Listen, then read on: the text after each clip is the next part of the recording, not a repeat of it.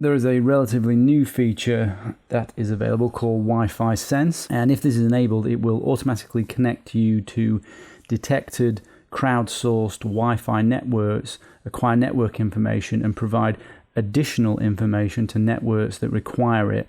What that additional information isn't really clear at this stage. Additionally, and this is the controversial part, is it can be used to automatically share your Wi-Fi password with your contacts on Facebook, Skype, and Outlook, and a Microsoft account is used to do this syncing. This is how Microsoft describes it.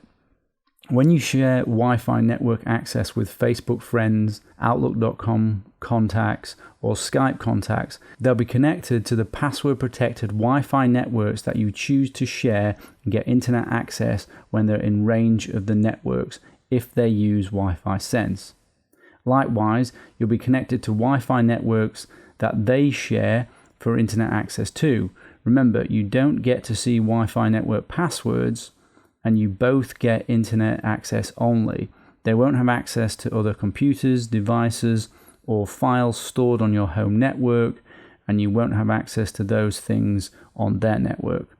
Well, that's in theory. So, Wi-Fi Sense is switched off by default, but you can check to see what the settings are, and you probably are best, because I have heard that different versions sometimes have this enabled or disabled, and it depends on whether you've done a custom install or whether you've done an express install. So if you go to your start menu, settings, network and internet, and then you can see manage Wi-Fi settings. And what you need to do under Wi-Fi Sense, you need to disable everything. And that makes sure that Wi-Fi Sense is not working. If you have enabled Wi-Fi Sense, it will request permission to connect to Outlook, Skype, and Facebook. As you can see here, other users on your friends list who also enable Wi-Fi Sense will have their contact information shared with you as well. This is obviously a privacy and security concern, but the security side of it isn't black and white, because most people share their Wi-Fi passwords manually anyway by writing them down or saying them verbally, and that's giving away your password anyway to your guests, so this isn't secure. But with Wi-Fi Sense, the password isn't revealed to your guest.